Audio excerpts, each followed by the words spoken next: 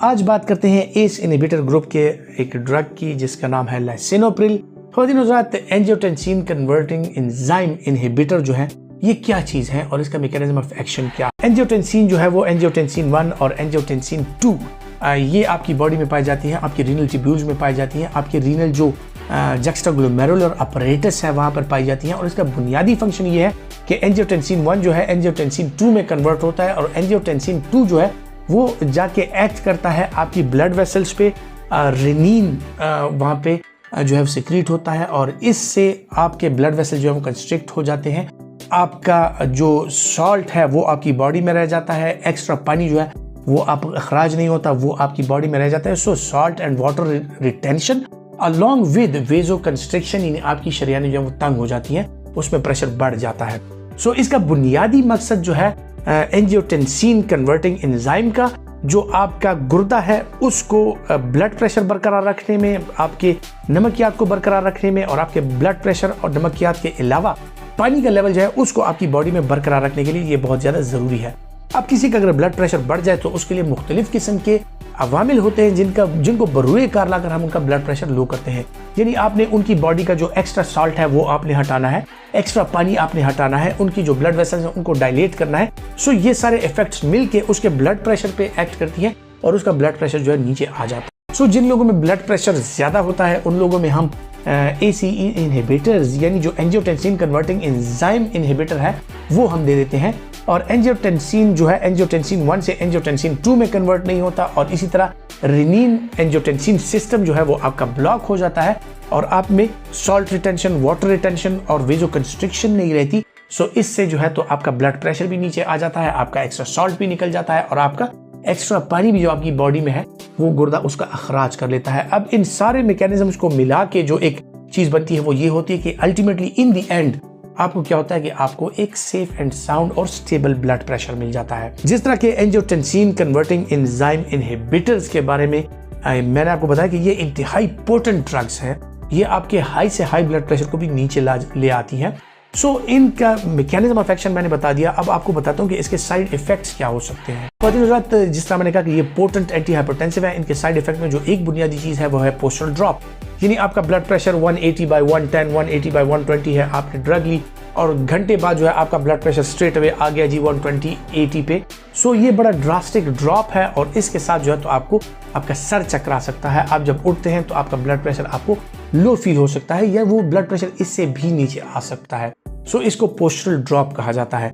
Postural drop के अलावा hypotension के अलावा ख़वातीन हज़रात जिन लोगों में रीनल आर्टरी स्टेनोसिस हो या जो लोग गुर्दे के मसाइल का शिकार हो, जिनका GFR लो हो या जिन लोगों में इलेक्ट्रोलाइट इम्बैलेंस हो, एस इनहिबिटर के साथ आपको शदीद किस्म का जो हाइपरकैलीमिया है यानी आपका पोटेशियम लेवल वो बहुत ज़्यादा हो सकता है, आपकी स्वेलिंग ज़्यादा हो सकती है बॉडी में, आपका वाटर रिटेंशन मैकेनिज्म जो है वो डिस्टर्ब हो सकता है। सो जो लोग क्रॉनिक किडनी डिजीज का शिकार है उनमें एस इनहिबिटर या ARBs का इस्तेमाल करते हुए तो 2-3-4 बातों का ख्याल रखना पड़ता है कि एक, उसके साथ आप पोटेशियम स्पेयरिंग डायरेटिक तो नहीं ले रहे क्योंकि आपका पोटेशियम बढ़ सकता है। फिर दूसरी बात यह है कि आया आपका क्रिएटिनिन लेवल जो है या आपका GFR जो है वो इतना है कि आप एस इनहिबिटर या ARBs का इस्तेमाल करें, क्योंकि इसके साथ आपका GFR जो है वो मजीद लो हो सकता है और आपके रीनल फंक्शन जो है वो मजीद डिटीरियरेट हो सकते हैं या खराबी की तरफ जा सकते हैं और आपका यूरिया क्रिएटिनिन जो है वो एकदम से बढ़ भी सकता है। सो अगर एस इनहिबिटर या ARBs का इस्तेमाल कराना मकसूद होता है तो हमें दिल और गुर्दे दोनों पे नजर रखनी होती है कि उनके हार्ट स्टेटस उसका कैसा है, पेशेंट का किडनी स्टेटस कैसा है। हार्ट के लिए इंतहाई मुफीद ड्रग है क्योंकि इसके साथ जो प्री लोड और आफ्टर लोड है दोनों इंप्रूव हो जाती हैं, आपकी हार्ट की कंट्रैक्टिलिटी इंप्रूव हो जाती है, इजेक्शन फ्रैक्शन इंप्रूव हो जाता है और इससे जो है तो आपकी गर्दिश अच्छी रहती है और हार्ट फेलियर जो है उसमें कमी आ जाती है। सो हार्ट फेलियर के मरीज, एंजाइना के मरीज, पोस्ट MI के जो मरीज होते हैं, इस्कीमिक हार्ट डिजीज के और खुसूसन जो गुर्दे पे इसके असरात होते हैं उनमें जो बेनिफिशियल इफेक्ट है वो ये है कि जो ACE इनहिबिटर्स होते हैं, लाइसिनोप्रिल खुसूसन, ये आपके गुर्दे की शरियानों पे एक्ट करके ग्लोमेरुलस में प्रेशर कम करता है और जो डायबिटिक मरीज होते हैं उनमें डायबिटिक नेफ्रोपैथी को ये रोकता है। सो ये गुर्दे के मरीजों को लो डोज में हम जो डायबिटिक नेफ्रोपैथी के मरीज होते हैं उसको रोकने के लिए हम एज अ रीनोप्रोटेक्टिव यानी गुर्दे के बचाने के लिए हम उसका इस्तेमाल करा रहे होते हैं, उसमें भी लो डोज एस इनहिबिटर काम करती है। एस इनहिबिटर जो है मुख्तलिफ किस्म की और बीमारियों में भी इसका इस्तेमाल होता है, लेकिन बुनियादी तौर पे ब्लड प्रेशर, किडनी और हार्ट के अराउंड ये मूव। अब बात करते हैं ख़वातीन हज़रात इसके ड्रग इंटरेक्शन की। ड्रग इंटरेक्शन में सबसे बुनियादी चीज़ है पोटेशियम स्पेयरिंग डायरेटिक्स। उसके अलावा जो है तो जो वेज़ोडाइलेटर ड्रग्स आप खा रहे हैं, नाइट्रेट्स या नाइट्राइट्स, उसका इस्तेमाल अगर कर रहे हैं, एंजिसाइड वगैरह अगर आप ज़बान के नीचे रख रहे हैं, तो फिर आपको एहतियात करनी है कि जो एस इनहिबिटर की डोज है वो आपको कम करनी है, क्योंकि इससे आपको पोस्टरल ड्रॉप हो सकता है। इसके साथ जो लोग रीनल आर्टरी स्टेनोसिस का शिकार हैं, उनको फ्लैश पल्मोनरी एडीमा हो सकता है, सांस लेने में दुश्वारी आ सकती है, आपके रीनल फंक्शंस डीरेंज हो सकते हैं। सो जो लोग मुख्तलिफ किस्म की ऐसी दवाइयों का इस्तेमाल कर रहे हैं जिसमें वेज़ोडाइलेटर्स शामिल हैं, जिसमें पोटेशियम स्पेयरिंग डायरेटिक्स शामिल हैं, वो लोग एस इनहिबिटर का इस्तेमाल करते हुए एहतियात बरतें।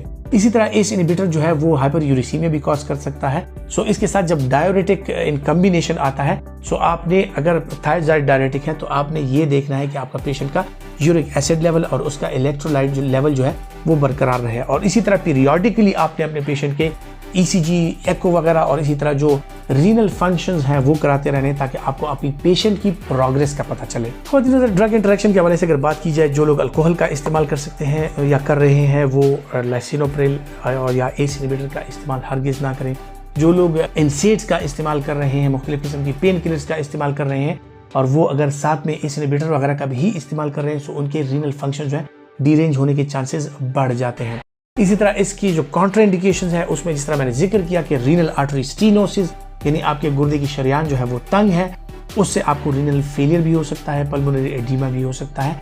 जो लोग इसको एलर्जिक हैं, उनको एंजियो एडीमा की शिकायत हो सकती है, यानी वो एस इनहिबिटर का इस्तेमाल करते हैं और उनके होंठ और उनकी आंखें जो है वो सूज जाती हैं। सो एंजियो एडीमा इसके साइड इफेक्ट्स में भी है, और इसके जो कॉन्ट्राइंडिकेशंस है, यानी जो लोग इसको हाइपर सेंसिटिव हैं, वो इसका इस्तेमाल हरगिज़ ना करें। और खुसूसन जो प्रेग्नेंट ख़वातीन हैं, उसमें एस इनहिबिटर और ARBs जो हैं वो बिल्कुल ही कॉन्ट्राइंडिकेटेड है। आप उन पेशेंट्स में इसका इस्तेमाल नहीं करा सकते। जो प्रेग्नेंट ख़वातीन हैं, जो माएँ बच्चों को दूध पिला रही हैं, वो एस इनहिबिटर का इस्तेमाल नहीं कर सकते। उनको सेफ अल्टरनेटिव जो है वो हाइपरटेंशन कंट्रोल करने के लिए आपको देना पड़ता है। ख़वातीन हज़रात, तो उम्मीद करता हूँ कि एस इनहिबिटर के हवाले से जो मालूमात मैंने आप तक पहुँचाई, ये आपके लिए फ़ायदेमंद साबित होंगी। और अगर आप समझते हैं कि ये फ़ायदेमंद है, तो इंतज़ार किस बात का है। इस वीडियो को लाइक कीजिए, इसको शेयर कीजिए, इसको आगे बढ़ाइए। अपना बहुत सा ख्याल रखिएगा। अल्लाह हाफ़िज़।